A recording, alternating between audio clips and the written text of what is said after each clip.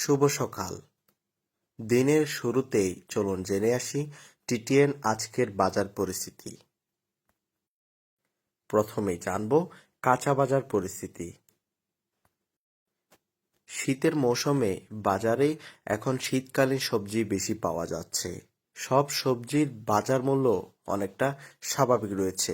কাঁচামরিচ কেজি 110 টাকা, বেগুন কেজি 25 টাকা, নতুন আলু কেজি 40 টাকা, ললিতা আলু 35 টাকা, ফুলকপি 35 টাকা, বাঁধাকপি কেজি 30 টাকা। এবার জানাবো মশলা বাজার পরিস্থিতি। বাজারে মশলার দাম কিছুটা স্বাভাবিক রয়েছে। পেঁয়াজ কেজি 60 টাকা করে, রসুন কেজি 90 টাকা এবং আদা বিক্রি হচ্ছে কেজি 80 টাকা করে। ভোজ্য তেলের বাজার মূল্য বরাবরই আগের মতো ঊর্ধ্বগতিতে রয়ে গেছে। প্রতি লিটার 15 টাকা বেড়ে 120 টাকায় বিক্রি হচ্ছে ভোজ্য তেল। এবার জেনে আসবো আজকের মাংসের বাজার মূল্য।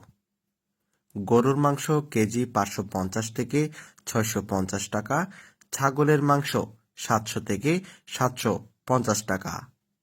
এছাড়া ব্রয়লার মুরগি কেজি 135 টাকা করে বিক্রি হচ্ছে।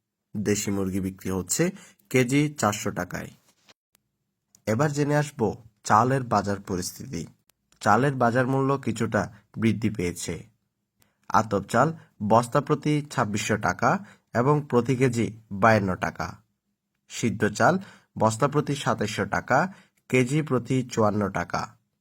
এছাড়া মসুর ডাল কেজি 80 টাকা করে বিক্রি হচ্ছে।